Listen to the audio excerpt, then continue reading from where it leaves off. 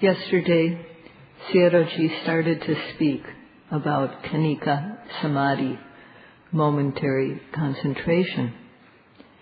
In terms of the theory, it says is one way, the practice is another. And when you combine these two, this is the samadhi which falls time and again on every newly arising object, every second without a break. The mind falls collectedly, and although the objects being observed vary, the samadhi is just the same. It's seamless. The samadhi, the collectedness falling on the object. And when this samadhi is continuous, then, like the samadhi of absorption, apana samadhi, it can control the nivaranas, the dhammas which disturb the mind, so that the mind is calm and peaceful. For practicing yogis, too, it's just like that. And so when samadhi develops, when there is this continuous samadhi, then one comes to know, stage by stage, starting with nama and rupa, one's knowledge starts to arise. The mind falling collectively on the object is the nearest cause for knowledge to arise. This is called padatana. Padatana is a compound word, and both parts of it mean the same thing. Pada means cause, tana means basis. So, because two words which mean the same thing are combined to make one word, then it means that this cause is the most fundamental cause for knowledge to arise. This samadhi is the most fundamental cause for knowledge to arise. And that means there are other causes which bring knowledge to arise. So the nearest cause is this Khanika Samadhi, momentary concentration of the mind falling collectedly on the arising object. And if one wants to know how things happen, then all one has to do is develop this Khanika Samadhi. It said, samahito yatha bhutang pajanati. That means that when the mind is collected on the object and calm, and only when, then one will come to see, that is, one will come to know without thinking about it, without reflecting, but know directly. Yatha bhutang, one will know is things as they are, what is as it is. One will know nama and rupa as they are, as they occur as cause and effect, and also the various aspects or akara that they have. So one will come to know what is as it really is. So one cannot really know about how mind and matter are related as cause and effect just through thinking about it and analyzing. This is not true knowledge. Westerners, because of the way we're trained, tend to think that knowledge comes from reflection and from thinking. And these people who are attached to analysis as a way of knowing, these people are late to develop the practice. And what it's like is two travelers who are both taking the same journey. And they start out at the same time. But one person knows a lot of people who live along the road, and that person stops in at his friend's house and chats and has something to eat and takes a rest. And then he eventually gets on his way. the person who doesn't know anybody along the journey, he doesn't have any place to stop. So he gets to the destination quickly. So for the most part, the Western yogis are like the traveler who has a lot of friends, stopping and eating and resting and talking. The yogis who have no friends, they have nowhere to stop, and therefore they get to their destination quickly. So one should follow the instructions as the Buddha gave them. And those who follow precisely, it doesn't take them long at all to see special things in the practice. In 1 week, such yogis see special things. In 2 weeks, they see special things. In 3 weeks, that is enough time for the Dhamma to become complete. In 1 month, it goes without saying, that is enough time to develop the practice. And in 2 months, the practice can be developed even more thoroughly. So if in 1 month or so there hasn't been any special knowledge arise, then it means that the yogi is like the traveler who is stopping in to talk with the friends along the journey. So in this meditation practice, there's no place for thinking or reflecting, just to do what is instructed, to observe the arising object with aim and effort. So one way of understanding the cause of knowledge arising is that samadhi, concentration, is the closest cause. But it's also said that the 4 satipatthanas are the nearest cause for knowledge to arise. And what is meant by here, the 4 kinds of satipatthana, is that every time kaya arises, every time matter arises in one's being, to observe this with steadfast observation, repeated observation, that is kaya-nupassana satipatthana.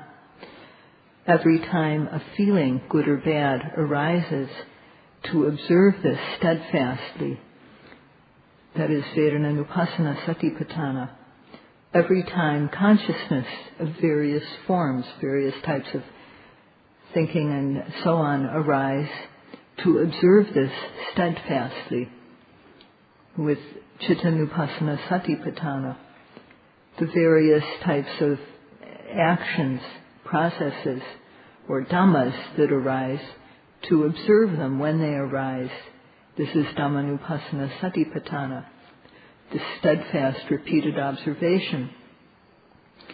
Or another way to look at it is to observe the presently arising object in one's body every time, steadfastly. So this practice of satipatthana is the cause, the preceding satipatthana, the preceding moment of steadfast observation, is the cause for the samadhi, concentration, which follows it. So this is another way of looking at the cause for samadhi. Satipatthana is none other than anupassana, repeated steadfast observation of every arising object. Only if effort is made to observe the arising object will satipatthana occur, will anupassana occur. This is, the word satipatthana indicates that this steadfastly firmly established sati, there has to be a lot of it. So this, only if there is a lot of sati will anupassana occur, this repeated steadfast observation. Samadhi follows when there is sati. And then, following on samadhi, there will be knowing.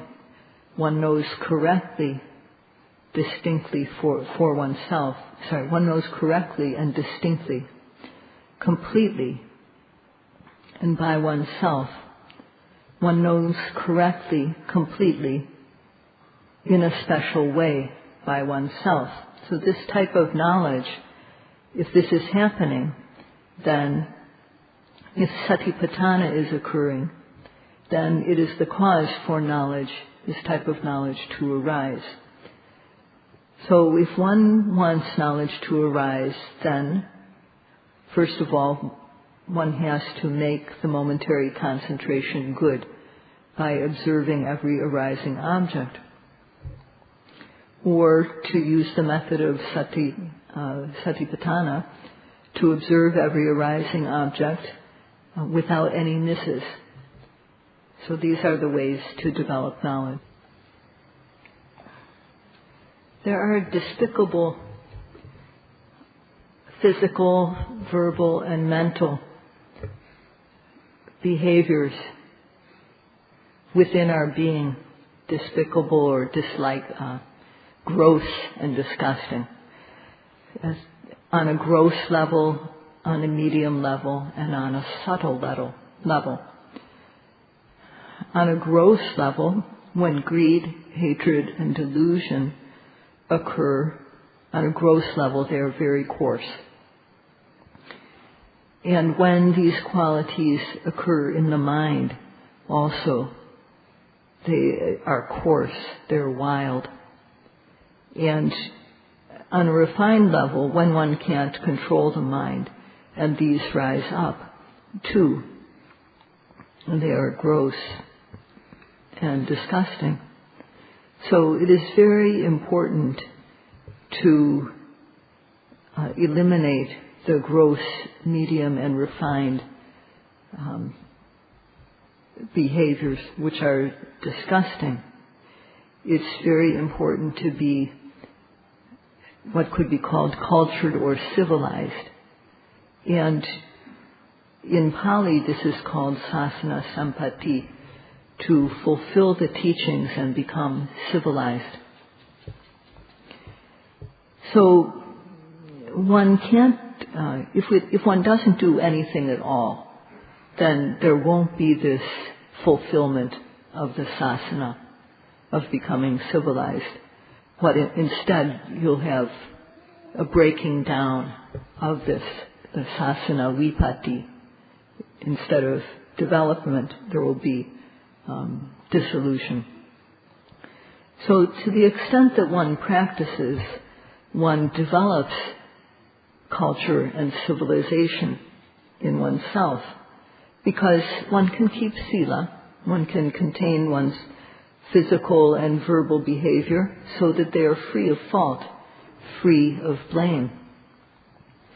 And when the noting is good, then the defiled mind doesn't arise at all. These defilements can't enter the mind. So this cultivated mind or civilized mind is called sasana. And when knowledge arises, the very seeds of this disgusting behavior of lobha, dosa, and moha, these are destroyed.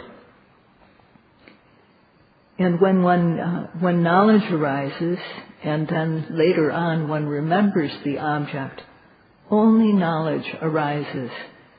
For example, no matter how beautiful the object, there won't be any greed that arises when one has noted it with knowledge.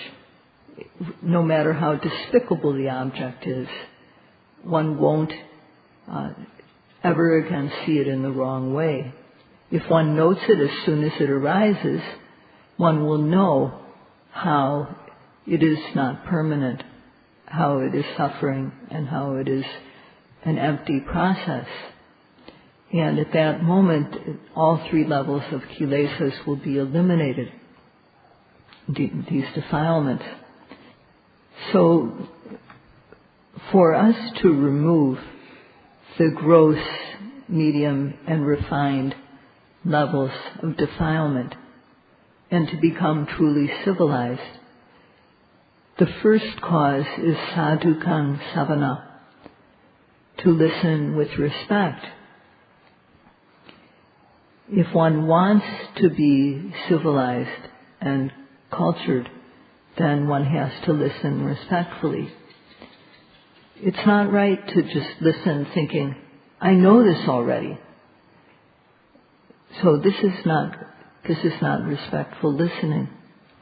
So one has to consider for oneself if this factor is complete or not. And then, having listened respectfully, if one knows the method, one has to actually apply it with respect and care, sadhukang manasikara.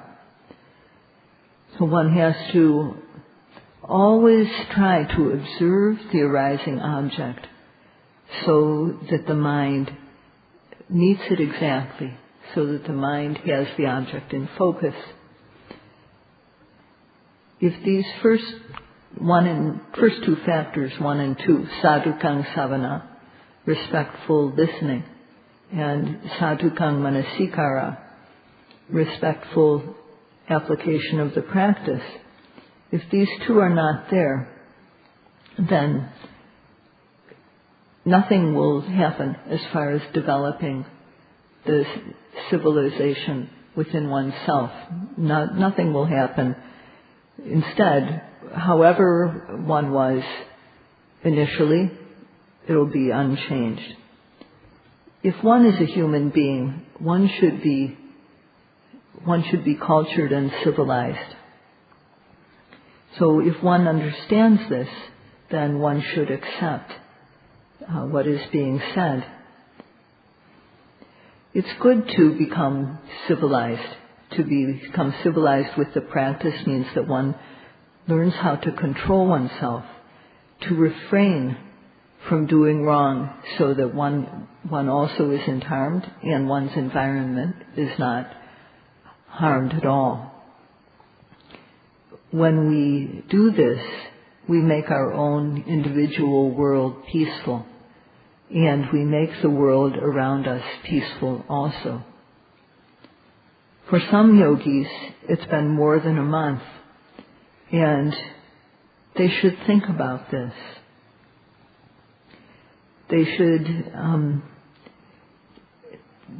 this practice is for becoming civilized, for becoming a true human being with a humane mentality and with special human knowledge. And so one has to think, this is a practice which is worth doing. And this means that all one's waking hours, one needs to try to observe the arising object so that the mind, with aim and effort, so that the mind is in focus and can see. So one should ask oneself, have you listened respectfully to the instructions? Are you applying them so that the mind can meet applying the instructions so that one observes the object with full effort and the mind meets the object and has it in focus? So you yourself know best your own situation. And if you examine yourself according to what is just being said, and you find that there's something missing, then fill it up. That's all. So it's like when a person is sick, there's a way they get prescribed medicine, and it may be prescribed that you should take the medicine, for example, 3 times a day for 10 days or something like that. So you take the medicine. And if one doesn't take the medicine according to the way it's instructed to take, then the medicine won't have benefit. And when people take medicine but don't follow the instructions for using the medicine isn't beneficial and the disease doesn't get cured. So people think they need another type of medicine and they try another. and again another. And in Pali, one with the disease is called rogi.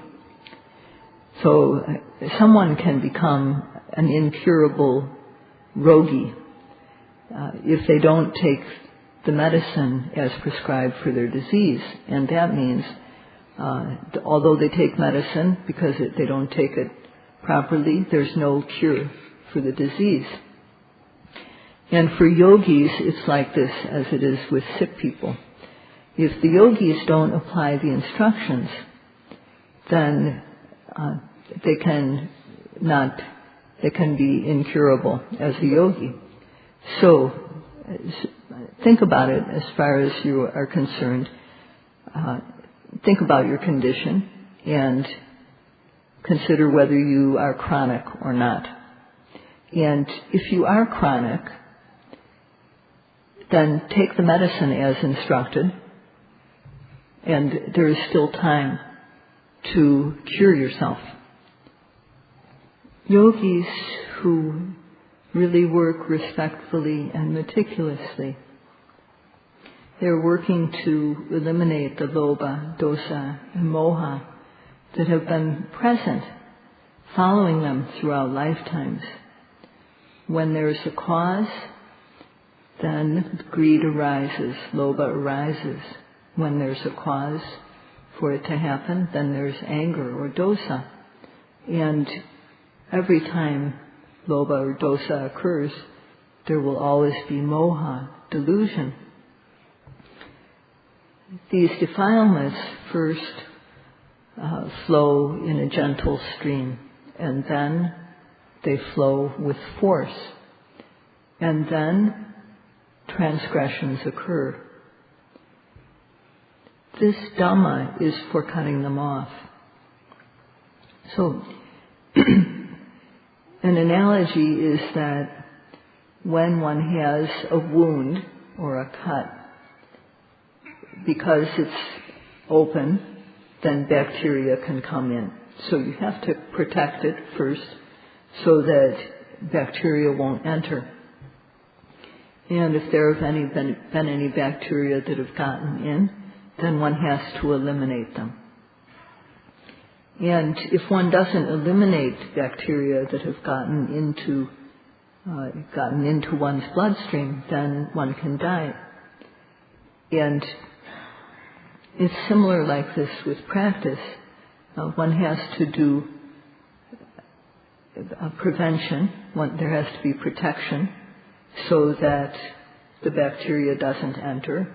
And then one also has to work to, if there has been a bacteria that has gotten in, then one has to clean it, eliminate it. And in terms of medicine, a wound has to be treated in that way too. That one does this as the doctor instructs, so keeps the wound covered so that, in some cases covered so that it doesn't get infected. And if infection develops, one has to take a medicine to eliminate that. So for yogis can eliminate the disease of the defilements if they take the medicine that the doctor, the Buddha, prescribed. So this medicine has to be taken so that it circulates throughout one's body.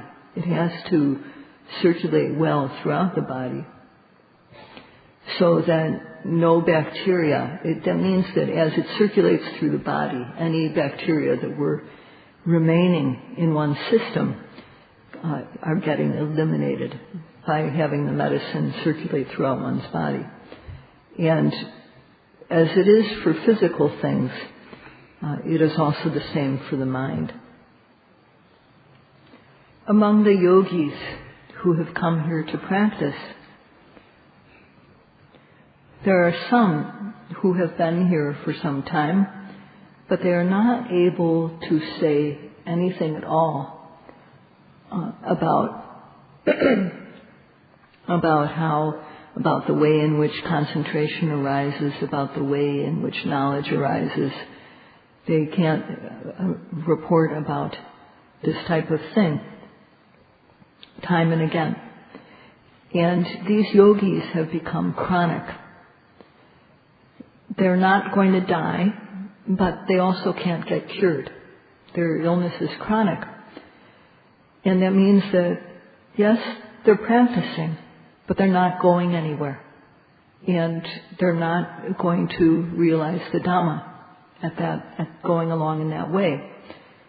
So no matter if you change the teacher, no matter if you change the method, it's not going to make any difference. The yogi is still going to be chronic.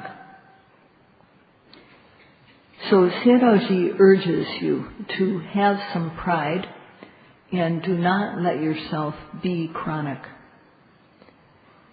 So for yogis who are practicing respectfully, they are developing purity of mind, citta visuddhi.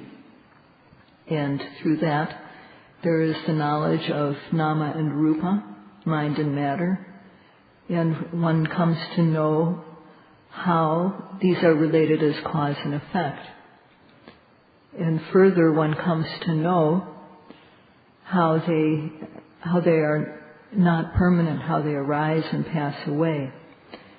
And with this, Vipassana knowledge starts to arise.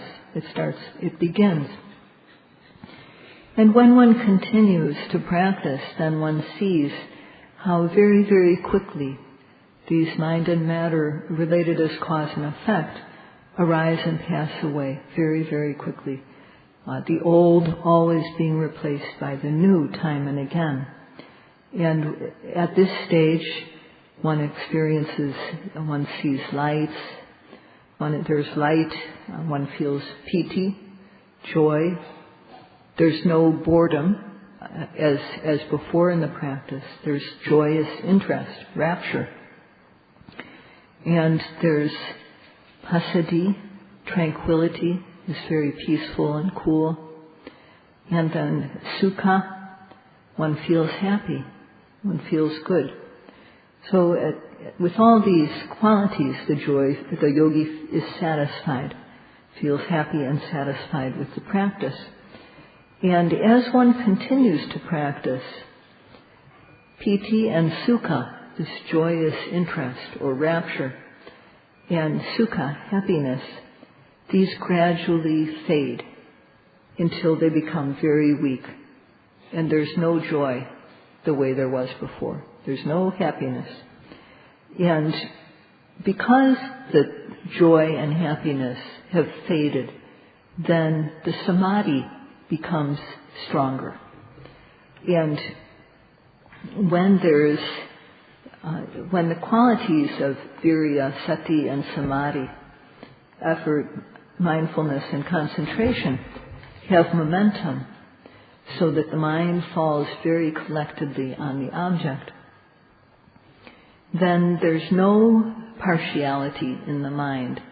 The mind doesn't get pulled one way or the other by likes and dislikes. So the mind has this quality of equanimity, impartiality. And at this time, there are the two factors of the mature state of uddiyabbiya jnana, seeing the fast arising and passing away at a mature level. And these two factors are samadhi and upekkha, concentration and equanimity. And this is what Sayadaw has intended to speak about tonight, but he had some other things to say first. At the immature stage of uddiyabbiya jnana, the early stage of seeing the fast arising and passing away, there are the qualities of piti, joyous interest or rapture, and sukha, happiness. And these are good, but they're a bit active, they're a bit unsettling. And when these two factors drop out, piti and sukha, when they're no longer present, the peacefulness is much better. It's more stable.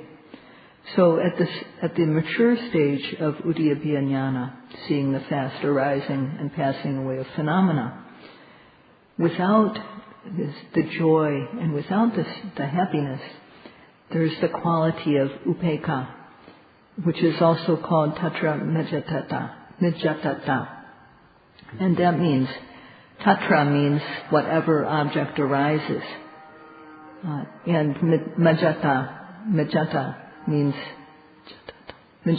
means the state of being impartial. So this quality of Upekkha, it doesn't latch on to things that that the mind likes. It doesn't follow the likes, which is called upagamana. And it doesn't push away the things that it doesn't like.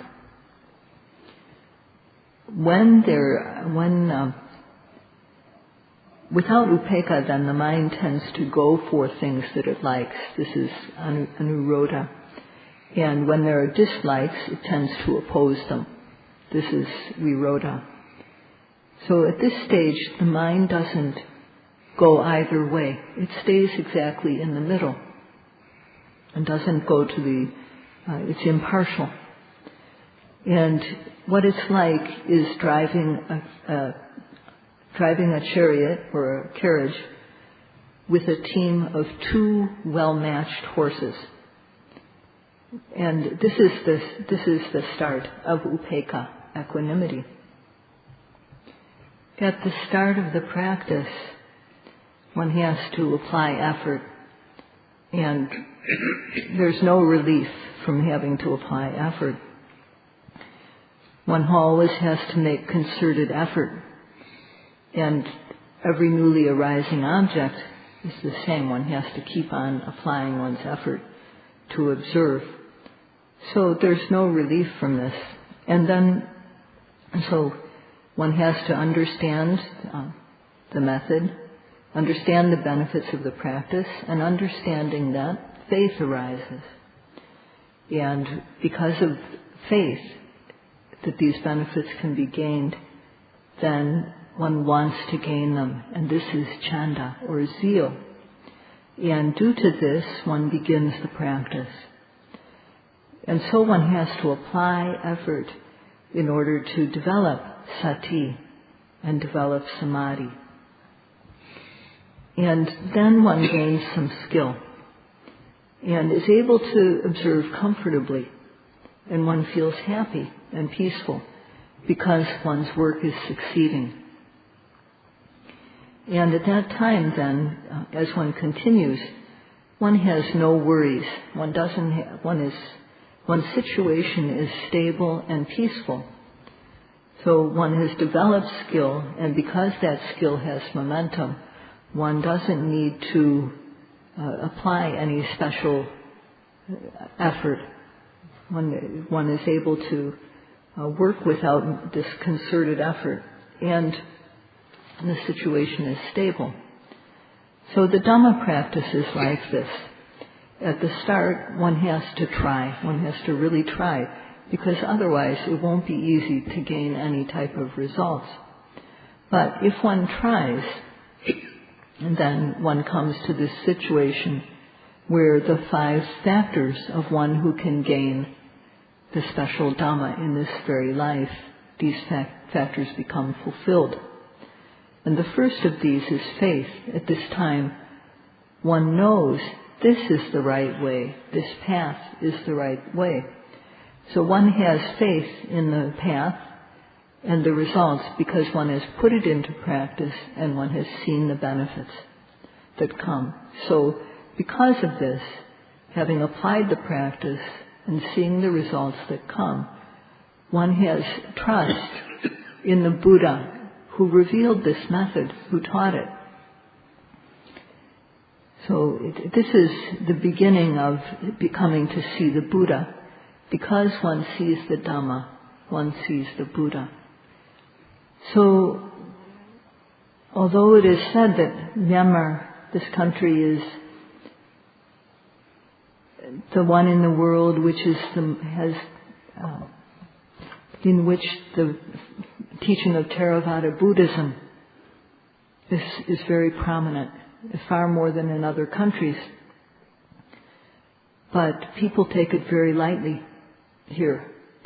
And parents teach their children Buddham saranam gacchami, dhammam saranam gacchami, sangham saranam gacchami. They teach their children to recite this, but they have no idea what Buddha means or Dhamma. They think Sangha are just men who walk around in robes. And so they have a very, they have faith, but they don't have any type of informed faith. It's called Vipassana. It's belief that is blind faith or belief without knowledge. And when people don't practice, this is all that people have. This is the only type of faith that exists. But when one does the practice and comes to see the nature of the Dhamma, especially when one sees the fleeting arising and passing away of phenomena, how things arise and then pass away very quickly, the old always being replaced by the new time and again, then one knows the power of the Dhamma, and what occurs then is faith with knowledge, informed faith. And as one's knowledge progresses, then one's faith also multiplies. It becomes stronger and stronger. And when one sees Nibbana, then this faith, this informed faith, becomes firm, unshakable. So in this way, going from uninformed faith to a faith that is informed with knowledge as one develops knowledge, to finally fully developing the teachings of the Buddha within oneself. This is what is done in the practice, and this is what Sayadaw would like to continue speaking about tomorrow. That's all for today. Sadhu. Sadhu.